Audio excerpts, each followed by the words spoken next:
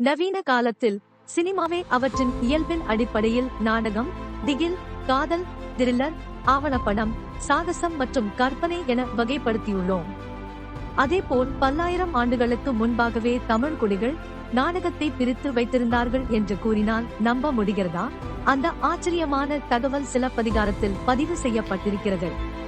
நம் முன்னோர்கள் நாடகத்தின் இயல்பு மற்றும் தன்மைக்கு ஏற்ப நாடகத்தை 4 வகையாக பிரித்தார்கள்.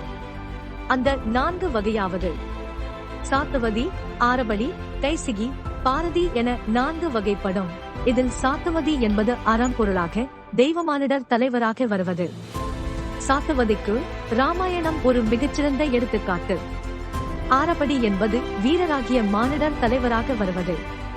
அதாவது விக்கிரமாதித்தன், கர்ணன், மதுரை மீட்ட சுந்தரபாண்டியன் போன்ற நாடகங்கள் இதில் அடங்கும்.